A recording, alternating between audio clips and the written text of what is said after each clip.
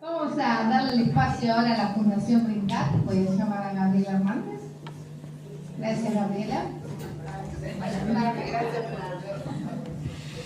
Bueno, te cuento, la ponencia de Gabriela Hernández se llama Los museos como agentes de transformación social para las personas con autismo. Gabriela es diseñadora de imagen y sonido, egresada de la Universidad de Buenos Aires, con certificación pedagógica profesional. Con amplia experiencia en producción audiovisual, comercial y documental, enfocada a niños y jóvenes, continuó la capacitación en Educar de Mirada, de Flaxo, y Arte e Infancia en Educared y en el Museo Nacional de Bellas Artes, entre otros. Sumó con su desarrollo emprendedor el diseño de gestión de proyectos didácticos inclusivos y amplió su capacitación vinculada al autismo desde el 2014, en que se incorporó a la Fundación Brincar, como docente de arte y coordinadora de talleres artísticos y prelaborales. Diplomada en autismo por UCASAL y Fundación Brincar, diseña recorridos accesibles en espacios culturales y desarrolla seguimiento y documentación de estas prácticas para continuar abriendo instancias de inclusión. Le vamos a dar la palabra a Gabriela, gracias por estar y te escuchamos. Bueno, buenas tardes, gracias a todos por volver y gracias a quienes organizaron la jornada. Estoy feliz desde las primeras palabras que escuché hoy, hacen que uno no se sienta solo en esta aventura de generar espacios inclusivos para las personas con autismo, que a veces parece una remada difícil de sortear, pero creo que somos un montón los que estamos queriendo que algo diferente suceda y vamos por buen camino. Así que feliz de estar acá compartiendo con ustedes. La presentación se titula Los museos como agentes de transformación social para las personas con autismo, porque estoy convencida, y vamos a ver algunos ejemplos que me acompañan en ese convencimiento, de que no es tan solo transitar la visita, sino todo lo que pasa antes de eso y todo lo que sucede después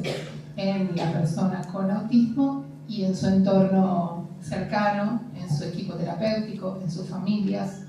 Diversas cuestiones asociadas a esa instancia de haber podido transitar, visitar y disfrutar un lugar que antes no había tenido la oportunidad de hacerlo. Así que vamos a ir recorriendo juntos algunas experiencias de lo que en Fundación Brincar venimos trabajando. Fundación Brincar es una institución fundada por dos mamás, en ese momento niños con autismo, hoy jóvenes ya casi adultos. Karina Morillo y Soledad Sangroni fundaron Brincar, siendo dos mamás convencidas de que tenían que crear para sus hijos algo más grande, que es su red de contención familiar, y que eso a futuro podía ser una red justamente de apoyo y de abrazos mucho más potentes y más fuertes, y es lo que han logrado y siguen logrando hoy en el trabajo denodado día a día de ellas y de todo el equipo. Así que desde Brincar hay distintos aspectos de trabajo en cuanto a la fundación, la capacitación permanente a profesionales, a familias y todo lo que se hace en pos de lograr una mejor calidad de vida de las personas con autismo. Y desde el principio, de los inicios, desde la creación de la fundación, ellas estuvieron convencidas de que el acceso a la cultura era una de las cosas que tenían que lograr para sus hijos, así como sus otros hijos sin diagnóstico tenían la posibilidad de acceso a determinadas cosas, querían que ellos también pudieran lograrlo, y por eso la fundación siempre tuvo un área de formación, de talleres y de espacios para abordar estas temáticas. Pero bueno, vamos a irnos a lo que nos invita hoy a transitar estas jornadas, que es cómo crear estos espacios y cómo propiciar que los museos, que son quienes abren las puertas, quienes ofrecen la casa, y todos los que están hoy aquí hacen día a día de anfitriones de todos sus visitantes, puedan generar un espacio armonioso y amigable para que cada vez sean más las personas que los visiten. En el caso de las actividades que hacemos con la Fundación, vienen de la mano de un taller, que es el taller de artes plásticas, que ya tiene varios años también de recorrido, y en muchas de las ocasiones lo que preparamos es que el taller salga de su espacio habitual y vaya a recorrer lugares donde hay otros artistas que han expuesto sus trabajos. Desde el lado del arte vamos a ver las experiencias que hicimos, pero todo el trabajo que hay en cuestión de cómo hacer ese andamiaje para que sea posible la visita de las personas con autismo, por supuesto es trasladable a museos que tienen otro patrimonio cultural que pueda o no tener que ver con lo artístico, ¿sí? Pero las experiencias que voy a presentarles hoy vienen de la mano del taller de artes visuales, por eso todo va a regir hacia ese lado. Hemos charlado esta mañana bastante sobre esta cuestión de cambio de paradigma en el que nos encontramos, de tener la suerte de ser contemporáneos a ese cambio de paradigma en el que se deja de lado la invisibilización de las personas con discapacidad para pasar a esta inclusión, y ojalá, como decíamos en la mañana, lleguemos al momento en que esto ni siquiera se trate, porque sea el común denominador de todas las experiencias, no solo de las vinculadas a museos.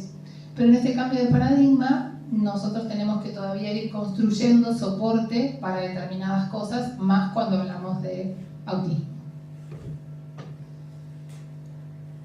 También conversamos un poquito en la mañana sobre esto, pero lo voy a leer porque quiero que quede bien en claro que si la Convención sobre los Derechos de las Personas con Discapacidad dice lo que ustedes pueden estar leyendo en pantalla, no podemos dejar librado a la buena voluntad, al altruismo o a la buena predisposición del director de un museo que estas prácticas ocurran o no. No se trata de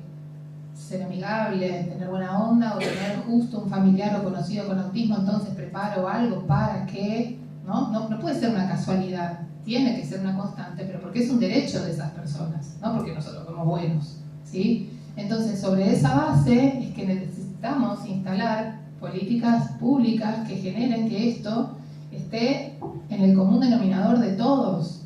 los museos, los que estamos acá presentes, los que no han podido venir, los nacionales, los provinciales, los privados. Digo, tiene que ser una cuestión transversal que dé la oportunidad que en todos los espacios logremos que estos derechos se cumplan. Y ahí me detengo un poquitito en el símbolo, que me parece que es justamente simbólico del cambio de paradigma, que nosotros asociábamos hasta hace poco tiempo la discapacidad con un ícono que era una persona en silla de ruedas. Nuevamente asentándonos o focalizando en lo que esa persona no podía hacer, y este es el nuevo símbolo que reconoce a la accesibilidad y no a la discapacidad. Entonces ya miren qué emblemático es desde una simple imagen poder empezar a pensar las cosas con otra mirada. Bueno, estamos acá reunidos por esta temática especial que nos convoca, y si bien hay algunas diferencias entre los abordajes de quien lo denomina como trastorno del espectro autista, con la sigla TEA, o con una C, condición del espectro autista, lo importante es de que estamos hablando cuando hablamos de autismo, pero es muy importante la E de espectro, aunque la palabra suene peyorativa, lo que implica es un abanico de posibilidades, ¿sí? Muy amplio, en la que las personas con esta condición presentan desafíos en estas cuatro áreas: en la comunicación, en la socialización, en el procesamiento sensorial, y muchas veces presentan intereses restringidos y se hacen súper expertos en algunos temas, como hemos tenido el honor de escuchar a Nika hace un rato, cuyo interés restringido es el arte y la cultura. Entonces potencia su interés restringido y ha logrado desarrollar todo lo que nos contó hace un rato. Pero yo les decía que la E de espectro es sumamente importante, porque vamos a pasar de personas con un procesamiento sensorial que tienen una hipotensión, entonces lo que hace es que los estímulos tengan que ser mucho más fuertes, porque si no les pasan inadvertidos, y personas que todo lo contrario. Entonces, en el medio hay un montón de posibilidades en cada una de las cuatro aristas, combinadas entre sí, sumadas a la edad de la persona, que no es lo mismo un niño de 10 años con autismo que un señor de 30, que ha transcurrido apoyos terapéuticos específicos, andamiajes de su familia y reacomodos para poder vivir en sociedad de una manera determinada, que hace que no se comporte esa misma persona igual teniendo su mismo diagnóstico a los 10 que a los 30. Fíjense entonces la cantidad de combinaciones que aparecen entre las características, los niveles de esa característica, más la personalidad que todos tenemos, ¿no? Así que bueno, la E es para mí de las tres letras la más compleja.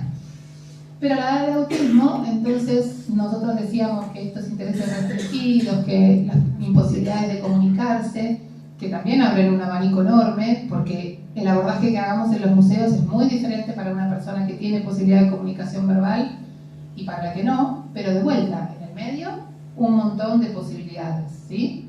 Pero no me quiero, por supuesto que estoy abierta después a que podamos preguntarnos o que estén en contacto con nosotros a través de los canales de la Fundación y los míos para que podamos seguir ampliando, pero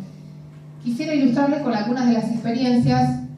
opciones, variantes, recorridos que fuimos armando, teniendo la posibilidad de conocer al grupo, porque este era el taller que iba al museo. Son experiencias armadas de afuera hacia adentro,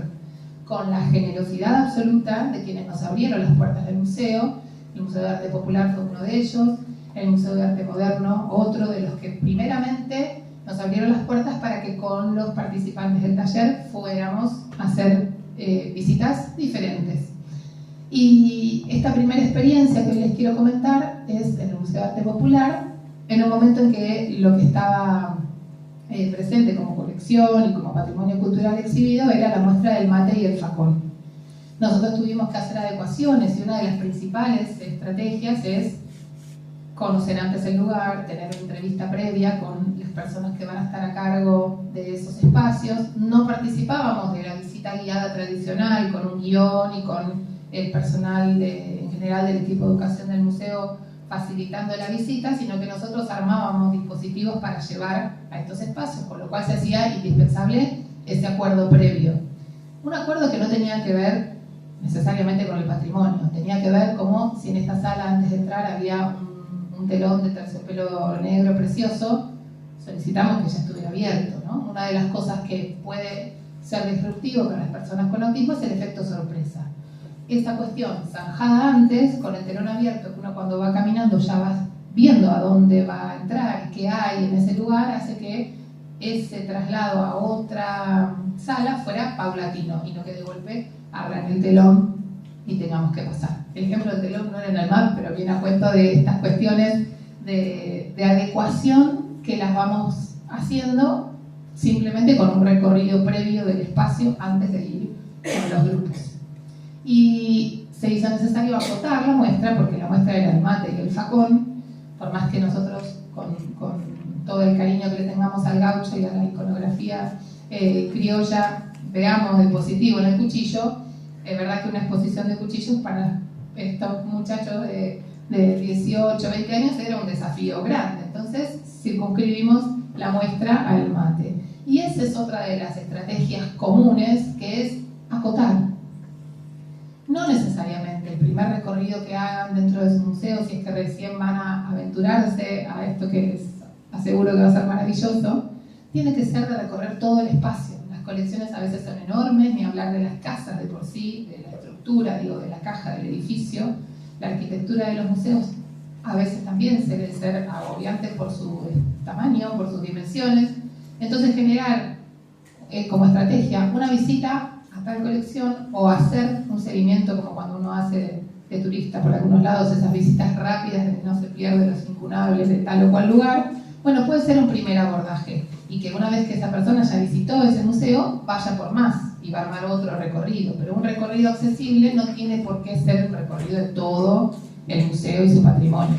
Entonces, bueno, acotamos la muestra al mate y ahí nos aventuramos, no sé si se ve bien, ¿no? En una primera instancia de recorrido lo que siempre decimos es que hay muchas cosas que se pueden hacer en los museos. Ahí vamos. Muchas cosas que se pueden hacer en los museos y que en ningún lugar dice que se puede. Nos dicen lo que no se puede en general, que no se puede tocar, o que no se puede comer o consumir alimentos en determinados espacios, pero en ningún lugar dice que no nos podemos acostar a descansar un poquito. Y hay muchas cuestiones que no están dichas, que posibilitando que estén, seguramente la lista de lo que yo puedo hacer en un museo sea mucho más larga de lo que no puedo hacer. Entonces focalizar, lo mismo que con la discapacidad, focalizar en lo que sí se puede y no hacer tanto énfasis en lo que no se puede. Teniendo una lista de lo que sí puedo, hasta voy a poder elegir. ¿Puedo cantar? Sí. ¿Puedo oler las obras? Sí. ¿Puedo descansar un rato acostado en el piso? Sí. Hay un montón de sí en los museos. Y hay 2 o 3 no entendibles por una cuestión de seguridad, por una cuestión de cuidado del patrimonio, pero si están en una lista donde hay otras 10 que puedo, seguramente no va a haber problema en respetar esas que no, o va a ser más sencillo poder transitar ese desafío. Así que acá nos aventuramos primero a hacer ese recorrido de la muestra, y lo que hicimos en todos estos ejemplos que vamos a ver es propiciar una instancia de taller en el museo, porque estos chicos se reúnen determinados días, en determinado horario, para tener una instancia de taller, de producción. Entonces trasladamos esa instancia de taller al museo y siempre vinculamos lo que vamos a ver con algo para hacer, ¿no? Muchas de las dinámicas hoy día de las agendas culturales de los museos proponen también actividades en los espacios propios. Así que bueno, también es una aventura a la que los invito, que así como estamos pensando en un día accesible o en un horario o en una visita que también está acompañada de algo para poder hacer. ¿Por qué? Ahora lo vamos a ir viendo. En este caso, entonces, después de lo que habíamos recorrido, descansar un poco, lo que hicimos fue, con el mate que cada uno de los participantes trajo, armar nosotros nuestra exposición en el museo, y ese día tuvo la exposición de los mates que los chicos trajeron, al lado de la colección que estaba exhibida en ese momento. Cada uno trajo su mate, el que pudo contó, el que no simplemente lo dejó y lo acomodó armoniosamente en esa suerte de tarima, y seguimos las actividades. La actividad posterior,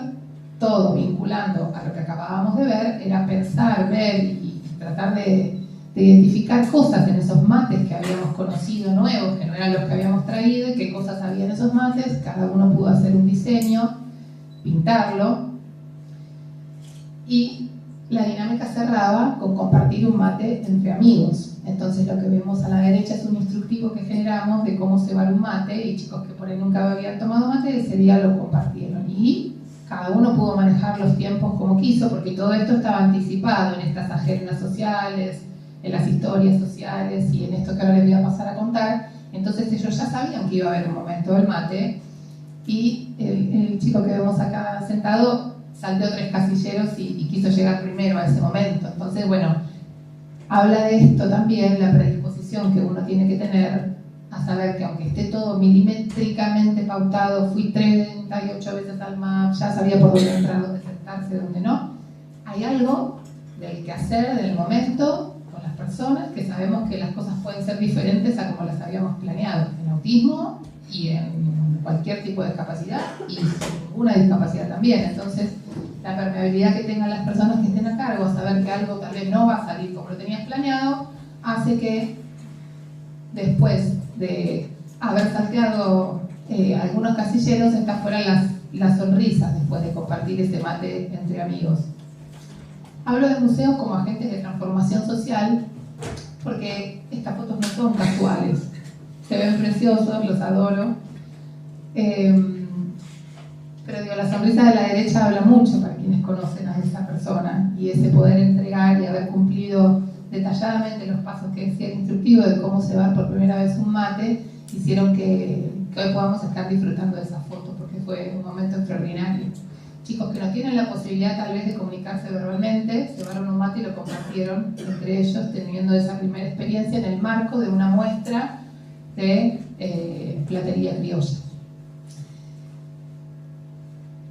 La Felicitas Luna, la directora del MAP, nos abrió las puertas, como digo siempre, amorosamente, y permitió que todo esto sucediera, de bajar las luces, de adecuar un espacio distendido, como hablamos a la mañana, que no es más que un espacio donde sepas que no es necesario que nadie entre a enchufar un celular cuando el chico está tratando de regularse, ni que en ese momento tenés que pasar por arriba del chico que está tratando de regularse para buscar un flyer porque vino el señor de... Pero no sé nada, no hay nada muy particular que tener más que un espacio en el que nadie tenga que interrumpir, un espacio en el que puedan estar luces bajas, que no haya mobiliario, que haya algunos almohadones, que si se quiere haya algunos juguetes o elementos de descarga motriz, pero lo que quiero decir es que ediliciamente no es más que disponer de un lugarcito que podamos ceder por un rato. La persona no se va a quedar a acampar en el salón distendido, ¿no? Entonces, esas adecuaciones que los museos nos fueron permitiendo poner a disposición para estos ratos en que nosotros íbamos, la alegría es que se han sentado las bases de eso, y esos espacios o ese tipo de agendas o ese tipo de actividades hoy en estos lugares a los que nosotros de afuera hacia adentro fuimos, persisten y se han hecho vínculos con otras instituciones y es hoy en día parte de la agenda habitual de estos museos. Hablamos bastante a la mañana de los pictogramas sí, los pictogramas no, y es verdad que son símbolos y que están estandarizados y que son convenciones. Como les dije, la del espectro es compleja y hay personas para las que el lenguaje verbal no les aporta ninguna información, el lenguaje escrito tampoco, entonces poder con una imagen, si tenemos la oportunidad de sacar las fotos de las personas que van a estar en la actividad y anticiparlas y mandárselas a las familias, que ahora también lo vamos a ver eso, en este caso ustedes tenerlo a disposición en la web o en las redes sociales del museo, o que en vez de tanta folletería y gráficos haya un QR y quien necesita se acerca y lo abre, no es un tsunami de imágenes que a veces no están bien dispuestas y no se sabe por dónde empezar. Ahora vemos, ¿no?, recursos, pero quiero decir que estas imágenes son un apoyo y no molestan.